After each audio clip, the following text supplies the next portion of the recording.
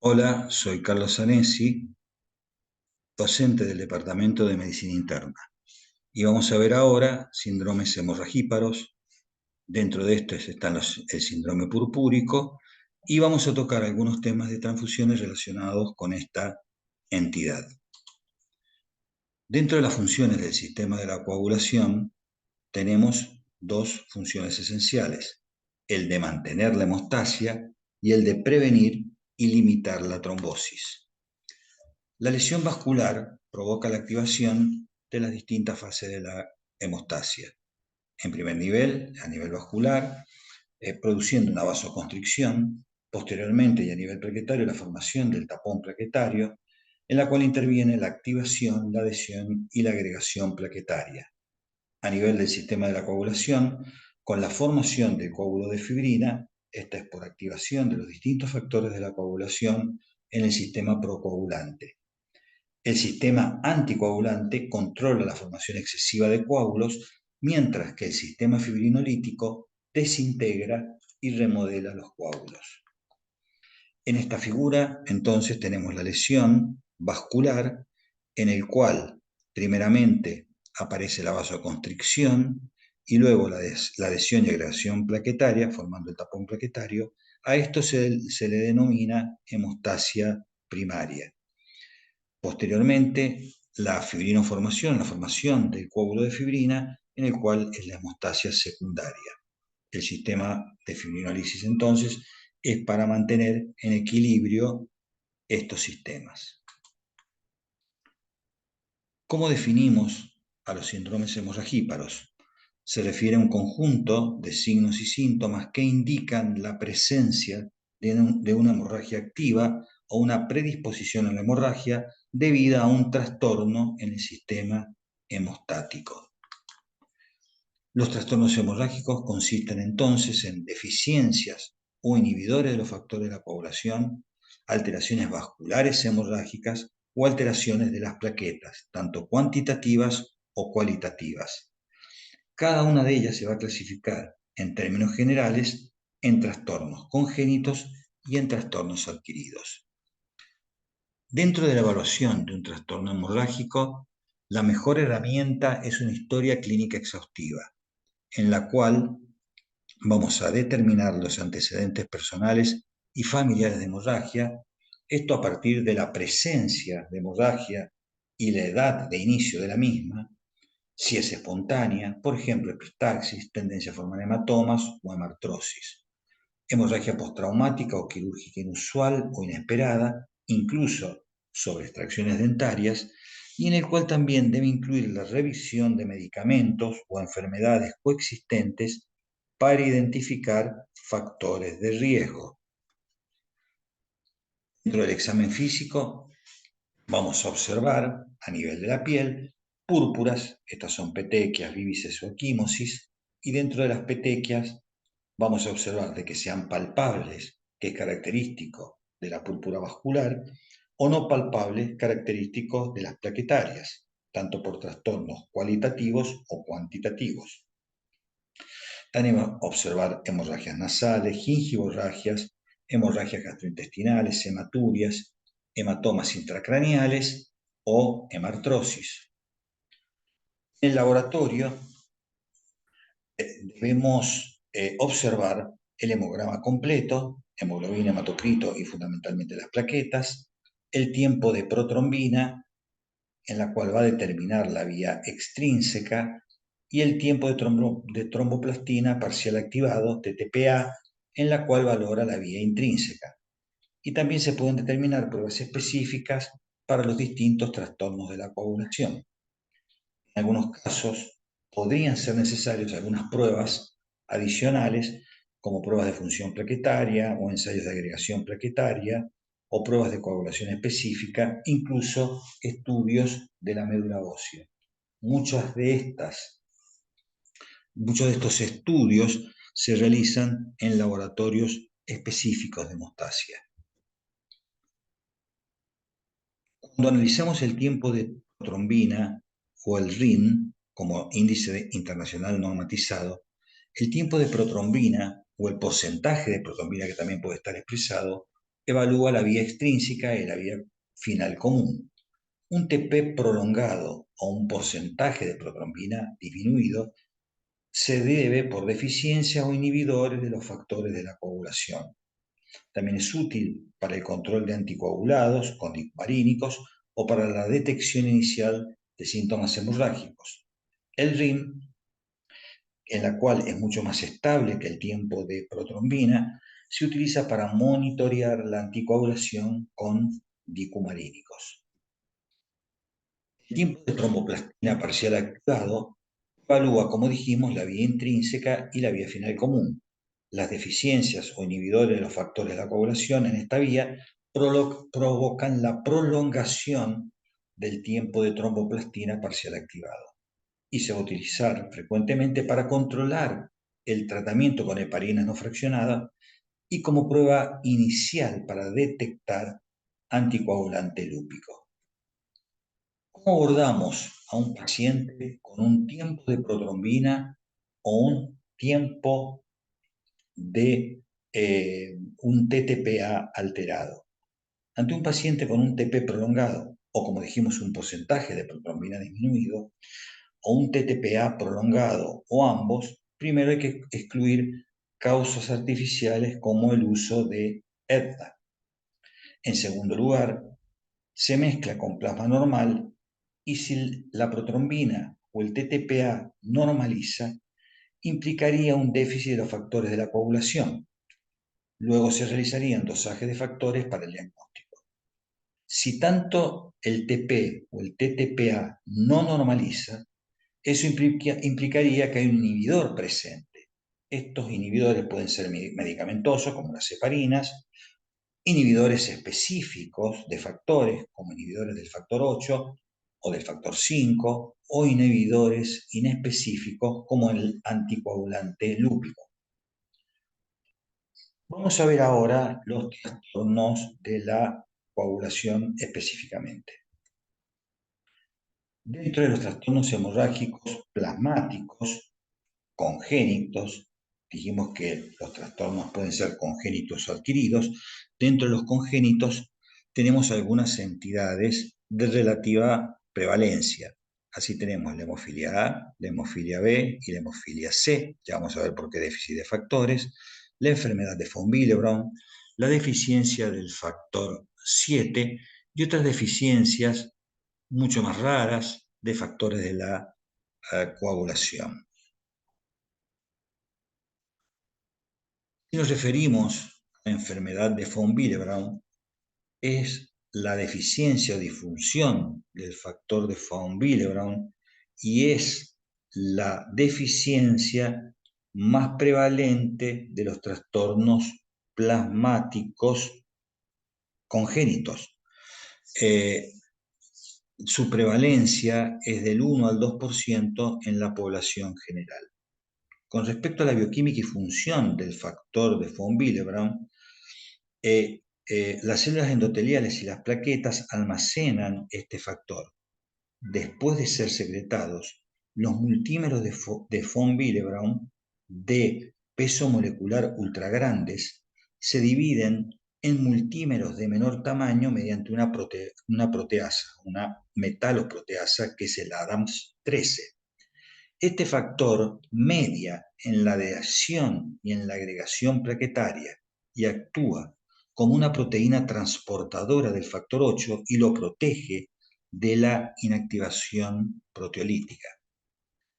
Manifestaciones clínicas van a ser, según su frecuencia, hipermenorrea desde la menarca, importante entonces para la anamnesis en esta detallada historia clínica inicial, epistaxis, hemorragias ante extracciones dentarias, como también comentamos, equimosis y hematomas espontáneos, un sangrado excesivo ante cortes o abrasiones menores, gingivorragias desde siempre, de toda la vida, hemorragias posoperatorias, posparto, hemorragia digestiva y en un porcentaje mucho menor, hemartrosis, que es característico de otros trastornos que veremos más adelante. El diagnóstico de la enfermedad de von Willebrand se basa en el laboratorio. Un resultado funcional menor al 30% de este factor o entre el 30 y el 50% más sangrado nos hacen el diagnóstico. El abordaje gradual para evaluar, para diagnosticar la enfermedad de von Willebrand, tenemos que tener el antecedente de hemorragia, por supuesto. Un hemograma completo. Pruebas de perfil, como es la determinación del factor de von Willebrand, como vimos. Se puede además solicitar el cofactor de ristocetina o la actividad coagulante del factor 8, el grupo sanguíneo, ABO, y hay pruebas opcionales si los datos iniciales sugieren esta enfermedad, que estos sí son más específicos de laboratorios especializados en hemostasia, como es el ensayo de la unión al colágeno, el ensayo de la unión al factor 8, el RIPA, que es la agrupación plaquetaria inducida por listocetina, y algunas pruebas genéticas si está indicado. Y todavía no tenemos el diagnóstico preciso de von Willebrand. Entre sus tipos o tipos, el tipo 1 es la disminución leve a moderada en la concentración y la actividad del factor de von Willebrand, el tipo 2, en la cual hay una disminución desproporcionada en la actividad de este factor funcional llamado cofactor de ristocetina, en comparación con el factor de von Willebrand. Y el tipo 3, directamente hay ausencia del factor de von Willebrand. Como tratamiento, medidas generales y medidas específicas. Dentro de las generales, la educación al paciente, recomendar una etiqueta de identificación del mismo, generar pautas de tratamiento para el control de la hemorragia y derivar a un centro de tratamiento integral para su seguimiento. Dentro de las específicas, desmopresina, ácido epsilon aminocaproico adyuvante o concentrados de factor de von Willebrand ante una cirugía o para el control de la hemorragia. Y luego la aplicación ante situaciones de hemorragia del concentrado de factor de von Willebrand. Pasamos ahora a hemofilia A y B, que le siguen en importancia por su prevalencia a la enfermedad de von Willebrand.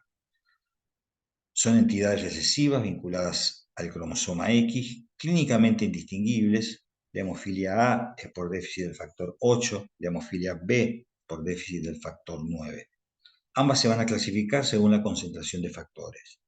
Grave, menos del 1%, moderada del 1 al 5, y leve entre el 6 y el 40%.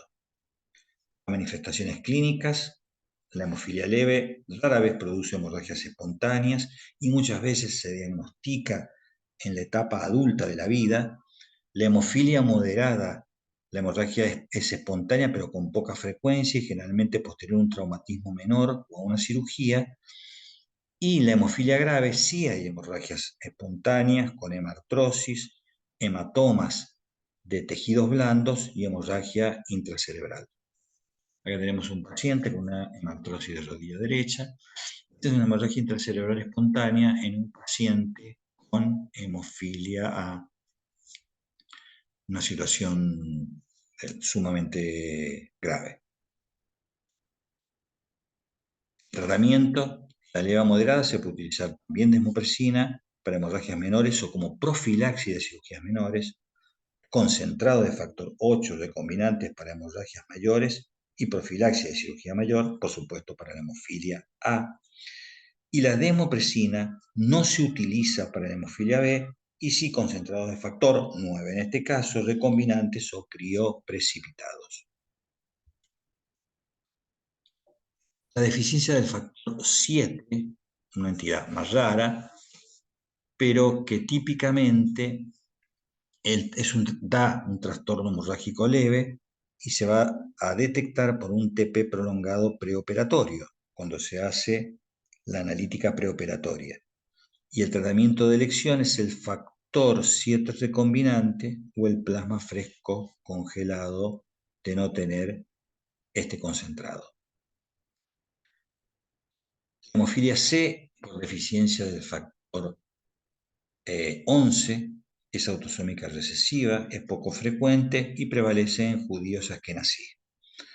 Es un trastorno hemorrágico leve, habitualmente después de la cirugía o traumatismo, o luego de comenzar con aspirina o con anticoagulantes. Y el tratamiento es plasma fresco congelado y el concentrado del factor 11. Ya la deficiencia del 13, la deficiencia grave se caracteriza por hemorragia clínicamente significativa, pero con un TP y un TTPA característicamente normales. De modo que las características son hemorragias tardías, justamente en donde se ubica la cascada de la coagulación, este factor, y pérdida de embarazos recurrentes. El tratamiento de elección son crioprecipitados y concentrados de factor 13. Deficiencia de factores que prolongan el TTPA, pero que no provocan hemorragia, tenemos deficiencias del factor 12, del quininógeno de alto peso molecular o de la precalicreína, pueden dar una prolongación marcada del tiempo de tromboplastina parcial activado, aunque las deficiencias graves no son factores de riesgo para hemorragias. Dentro entonces de los trastornos hemorrágicos plasmáticos congénitos, algunos datos o tips claves. La enfermedad de von Willebrand leve, los pacientes pueden ser asintomáticos y tener hemorragia solo con traumatismos o con una intervención quirúrgica. En la grave, los pacientes pueden tener hemorragia espontánea, generalmente hematomas, epistaxis, hematuria o hemorragia del sistema gastrointestinal. La hemofilia A y de la hemofilia C y B, perdón, son indistinguibles clínicamente. Es un trastorno recesivo ligado al cromosoma X. La deficiencia del 7 es un trastorno hemorrágico típicamente leve y está generalmente detectado por un tiempo de protrombina prolongado, habitualmente en exámenes preoperatorios. La deficiencia del factor 11, que es la hemofilia C, es un trastorno hemorrágico leve autosómico recesivo raro y, como comentamos, es prevalente entre judíos askenazíes. La deficiencia del 13 es de herencia autosómica recesiva y, si es grave, se caracteriza por una hemorragia clínicamente significativa, pero característicamente resultados normales del tiempo de protrombina y del tiempo de tromboplastina parcial activado. Vamos ahora a los trastornos hemorrágicos plasmáticos, pero adquiridos. Distintas causas: la utilización de warfarina o de cumarínicos como factores de... El factor deficiente son los factores dependientes de la vitamina K, al igual que la disminución de la ingesta nutricional o de la malabsorción, en la insuficiencia hepática por múltiples factores sintetizados en el hígado, en la amiloidosis, característicamente el factor 10, en la enfermedad mieloproliferativa, el factor 5, en el síndrome de von Willebrand adquirido, es por déficit justamente del factor de von Willebrand y del 7, esto es adquirido, y en la coagulación intravascular diseminada también por múltiples factores por consumo. Dentro de las hepatopatías, la mayoría de los factores procoagulantes y anticoagulantes, excepto el factor de von Willebrand, se sintetizan en el hígado. El daño hepatocelular y la insuficiencia hepática conducen a una disminución de ambas clases de proteínas. Ahora, las pruebas como la protrombina o el tiempo de tromboplastina parcial activado están prolongadas, pero hay una creencia errónea que puede existir tendencia a la hemorragia únicamente, cuando pueden tener tendencia a la trombosis, como por ejemplo trombosis de la vena porta. Y esto porque hay justamente una disminución en la síntesis de proteínas protrombóticas. La coagulación intravascular diseminada es un proceso dinámico multicausal que derivan en trombosis intravascular y consumo de factores de la coagulación. Dentro de las causas tenemos CD agudas y subagudas, como neoplasias, infecciones como sepsis bacteriana, complicaciones obstétricas, desprendimiento de placenta o embolia líquido amniótico, traumatismos graves, quemaduras, hepatopatías avanzadas, mordeduras de serpiente o reacciones transfusionales hemolíticas. La CID crónica, característico de tumores sólidos, de complicaciones obstétricas como el feto muerto retenido o de hepatopatías avanzadas. Y luego causas localizadas de CID sistémica como en un aneurisma aórtico o en hemangiomas gigantes. Dentro de las manifestaciones clínicas de la coagulación intravascular diseminada, tenemos hemorragia de inicio reciente, ocasionalmente por trombosis o hemorragias y trombosis, y dentro de las hemorragias son de heridas quirúrgicas en el sitio de punción venosa, púrpuras, hematomas, hemorragia vaginal, del tubo digestivo o del aparato genitourinario. En el laboratorio, característicamente, va a incluir trombocitopenia, TP y TTPA prolongados, con un fibrinógeno bajo, debido justamente al consumo, con un dímero D elevado. Ningún examen es diagnóstico y debe siempre correlacionarse con la clínica. Como tratamiento es identificar y tratar la enfermedad subyacente, como el gráfico que vimos con todas las causas, y la terapia de sustitución con hemoderivados para la CID. En este cuadro nos va a mostrar que la concentración de fibrinógeno es baja, menor de 100 miligramos por decilitros, podemos suministrar crioprecipitados. Si la protrombina y el TTPA están notablemente prolongados, lo que sugiere estado significativo de deficiencia de factor de la coagulación, suministramos plasma fresco congelado. Si el recuento de plaquetas es bajo en pacientes con hemorragia, se puede suministrar plaquetas. Esto con un recuento de plaquetas objetivo de 30.000 después de la infusión, especialmente si el paciente tiene hemorragia activa o está siendo sometido a procedimientos, justamente para evitar el riesgo de plaquetopenia severa. Monitorear la terapia transfusional con TP y TTPA y con concentración de fibrinógeno 60 minutos después de una transfusión y cada 6 a 8 horas a partir desde ese momento. Bien.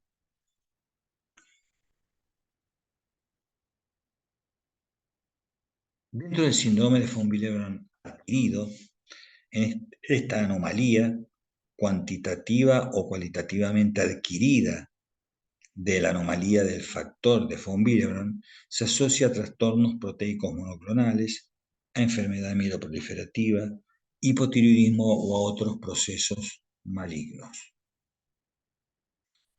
Como datos claves, entonces, de los trastornos hemorrágicos plasmáticos adquiridos, tenemos daño hepatocelular e insuficiencia hepática, disminución de la producción de factores de la coagulación, la mayoría que se produce en el hígado, y hay una tendencia a la hemorragia. En la CID, sospechar si el paciente tiene una afección que predispone a una coagulación intravascular diseminada.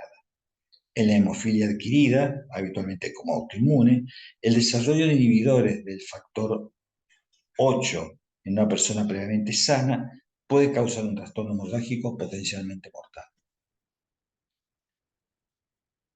Vamos ahora a describir los trastornos plaquetarios. Vimos anteriormente los trastornos de la coagulación. Los trastornos plaquetarios, entonces, habitualmente es por una disminución de la producción o una destrucción acelerada de las mismas. Dentro de las causas de trombocitopenia, tenemos una pseudotrombocitopenia, que podrá ser dilucional, como en el embarazo o en las transfusiones masivas, la destrucción aumentada de tipo inmunitaria, como la autoinmune, la idiopática, o secundaria a enfermedades incluidas por fármacos o del tejido conectivo, o no inmunitaria o inmune, como son cuadros consuntivos en la CID o en la sepsis. En una producción disminuida, síndrome de insuficiencia de la médula ósea, ya sea primaria como una anemia anaplásica, o secundaria una enfermedad metastásica o cánceres hematológicos, entonces por miroptisis. Nutricional con deficiencia de B12 o de folato, y por infecciones viral, clásicamente por VIH, infección por citomegalovirus o hepatitis virales. Dentro de las causas de trombocitopenia debido al aumento de la destrucción plaquetaria, tenemos la trombocitopenia inmune, el nuevo término de lo que antes se denominaba púrpura trombocitopénica idiopática. Se caracteriza fundamentalmente por trombocitopenia menor a 100.000 con el resto de las series normales. Y el diagnóstico es de exclusión. Se presentan dos presentaciones, una forma aguda y una forma crónica. La aguda se presenta con un inicio brusco, como petequias, púrpuras, hemorragia de la mucosa, y la crónica con petequias insidiosas y puede presentarse como menorragia, metrorragia. La edad usualmente es en niños en la aguda, de 2 a 6 años, y la crónica más en los adultos entre los 20 y los 40 años. La relación mujer-hombre de 1 a 1 en la aguda, de 3 a 1 en la crónica. Los antecedentes de infección es muy frecuente en la aguda, un 85%, y generalmente es una infección de vías respiratorias altas, y en la crónica es infrecuente. El recuento de plaquetas puede ser menor a 20.000 en la aguda y entre 30 y 80 en la crónica. La duración en la aguda es de 2 a 6 semanas y en la crónica de meses a años. Y la remisión espontánea, el 80% remite dentro de los 6 meses en la aguda, en cambio en la crónica puede persistir durante meses a años de manera fluctuante. El diagnóstico es examinando un frotis de sangre periférica para excluir microangiopatías. En la leve a moderada se deben excluir algunas causas congénitas de trombocitopenia, como el von Willebrand, y otras macrotrombocitopenias, que generalmente se asocian con antecedentes personales y familiares de hemorragia y hematomas a lo largo de la vida. Hay que evaluar el consumo excesivo de alcohol y de drogas asociadas a la trombocitopenia y pruebas para VIH y hepatitis C en pacientes con factores de riesgo. Acá tenemos una trombocitopenia inmune, característicamente púrpura, petequias no palpables. Dentro del tratamiento de primera línea, se debería internar al paciente con menos de 20.000 plaquetas o sangrado no cutáneo, en especial cuando es un neodiagnóstico. Está equivocado, no es más de 20.000, sino menos de 20.000 plaquetas. El tratamiento inicial es corticoides, minimizando dosis y tiempo de exposición. Se utiliza prednisona o meprednisona. Se puede utilizar también dexametasona, 40 miligramos día por 4 días, en la cual podría haber una respuesta más rápida que los otros corticoides. Y si no hay respuesta, se puede repetir un segundo ciclo a la semana. Esto con un grado de evidencia 2A. El 70% puede responder a corticoides y un 25% mantiene la respuesta en largo plazo. Algunos esquemas de primera línea combinaron esteroides con rituximab, micofenolato mofetilo o oseltamivir y mostraron una respuesta más sostenida. También el uso del trombopac, un trombopoyético, por 4 a 12 semanas, más dexametasona. Cuando los corticoides están contraindicados o se requiere una respuesta rápida, por ejemplo, porque el paciente tiene que ir a cirugía, se puede utilizar inmunoglobulinas intravenosas a dosis de 1 gramo kilo por 1 a 2 dosis. También un grado de evidencia 2A. En caso de sangrados graves, es preferible la inmunoglobulina y en ocasiones sumada a esteroides orales o metilprednisolona endovenosa y transfusión de plaquetas, que esto es un último recurso, porque no vamos a transfundir plaquetas cuando hay anticuerpos que destruyen las plaquetas. ¿Mm? Es cuando, en algunos casos, cuando hay sangrados graves y no se puede manejar de otra manera. En la segunda línea, el manejo del paciente con efectos adversos o refractarios recaídos a esteroides, primero hay que considerar un diagnóstico alternativo, de manera que estaría indicada la punción de médula ósea o una biopsia directamente o una biopsia de médula ósea. Investigar y erradicar el Helicobacter pylori en áreas de alta prevalencia o en presencia de síntomas digestivos. Y el tratamiento de segunda línea debería individualizarse. Pacientes con sangrado y menos de 30.000 plaquetas deben tratarse, tener en cuenta la respuesta mostrada al tratamiento inicial y la etapa de la enfermedad, persistente o crónica. Por ejemplo, una recaída tardía, luego de una buena respuesta inicial, autoriza a repetir este tratamiento inicial.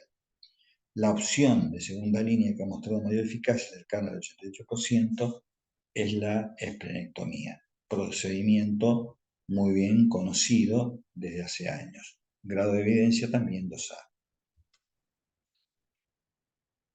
La trombocitopenia inducida por heparina es una reacción adversa a drogas inmunomediadas, transitoria, que se presenta en pacientes recientemente expuestos a la heparina.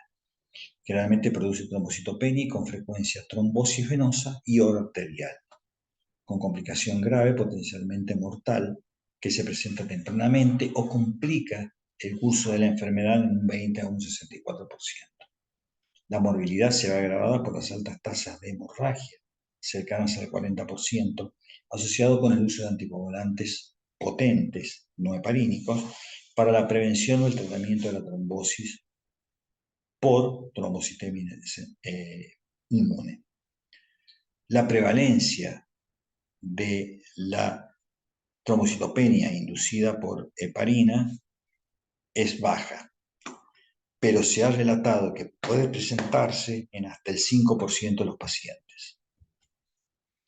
La trombocitopenia inducida por heparina, además, tiene distintos inicios, una forma típica de 4 a 14 días después de iniciar la administración de heparina, una rápida de menos de 4 días en paciente con exposición reciente a la heparina y una retardada de 2 a 3 semanas después de la interrupción de la administración de heparina.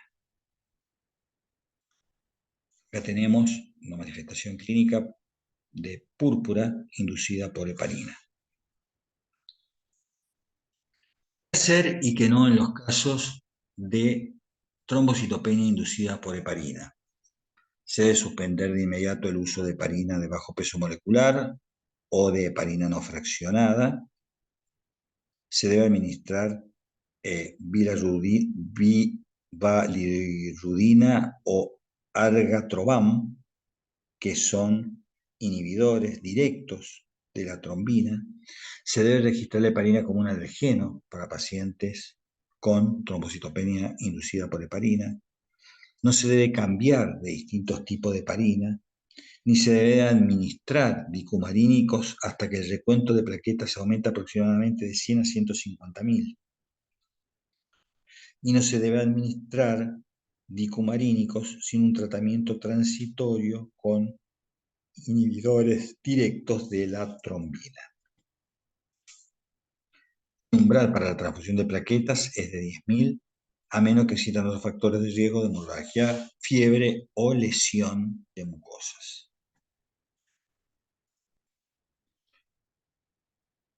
La trombocitopenia asociada por quimioterapia son alteraciones que disminuyen la producción de las plaquetas. Por ejemplo, en cánceres en la cual hay invasión de médula primaria o metastásica, como tumores sólidos, leucemia, linfomas, infecciones, por ejemplo, infección por HIV, infecciones por citomegalovirus, sepsis o hepatitis viral, estados inflamatorios o autoinmunes, como las enfermedades del tejido conectivo, lupus o artritis reumatoidea, deficiencias nutricionales, por ejemplo, déficit de B12 o de folatos, o estados de insuficiencia de médula ósea, por ejemplo, síndrome mielodisplásicos o anemia aplásica.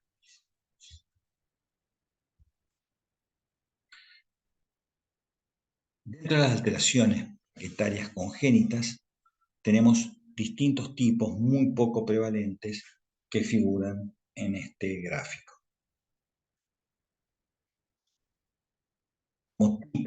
Como datos clave de los trastornos plaquetarios, pseudotrombocitopenia causada por agregación plaquetaria que está inducido por ETA in vitro. Dentro de la trombocitopenia inmune, generalmente el recuento de leucocitos y la concentración de hemoglobina son normales. La esplenectomía es un tratamiento de elección en la trombocitemia inmune refractaria a los corticoides u otras estrategias farmacológicas. La trombocitopenia inducida por fármacos causada por toxicidad medular directa o por aptenos unidos a una proteína transportadora. La trombocitopenia inducida por heparina tipo 1 nos puede dar una trombocitopenia benigna no mediada por inmunidad. Ocurre en el uso de heparinas no fraccionadas, típicamente en los primeros 4 días de tratamiento con heparina. La forma tipo 2 da una trombocitopenia grave mediada por inmunidad.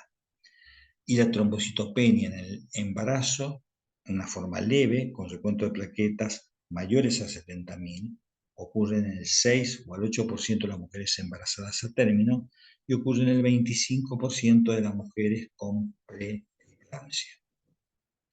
Vamos ahora a los trastornos hemorrágicos vasculares. Los trastornos vasculares o diátesis hemorrágica vascular se define por la aparición de una lesión papular en piel o en mucosas púrpuras a consecuencia de una anomalía o lesión de los vasos sanguíneos. Las diátesis hemorrágicas vasculares hereditarias, tenemos la telangiectasia hemorrágica hereditaria, enfermedad de Rendy-Osler-Weber, y las púrpuras con enfermedades hereditarias del tejido conectivo, como el Ehlers-Danlos o osteogénesis imperfecta. Diátesis hemorrágicas vasculares ya adquiridas, tenemos vasculitis de pequeños y medianos vasos con afectación cutánea, que esto se ve en otras clases. Entre otras está la poliarteritis nodosa, las asociadas a ANCA, por crioglobulinemia, asociadas a IgA, antiguamente denominadas como púrpura de Schaden-Henoch, a medicamentos, a neoplasias. Las púrpuras relacionadas con un aumento de la presión venosa, que dan pequeñas petequias puntiformes en cara en la parte superior del tronco, a consecuencia de maniobras de Valsalva, tos, vómitos, levantamientos de pesos, posparto, o en extremidades inferiores por éstasis venosa. La púrpura senil, característica, púrpura por exceso de glucocorticoides, púrpuras por avitaminosis C, el escorbuto. Siguiendo, púrpuras con disproteinemia, como la crioglobulinemia o globulinemia de Waldenström, la amiloidosis, púrpuras relacionadas con el traumatismo quemadura solar, en el curso de infecciones, habitualmente graves, como la meningococcía, infecciones por estreptococo, por bacilo, como la salmonela, en el curso de varicela, gripe, sarampión, paludismo, también en sepsis por bacterias gram negativas, característicamente en el síndrome de Waterhouse-Friderichsen por meningococcemia, sepsis neumocóxica y en endocarditis.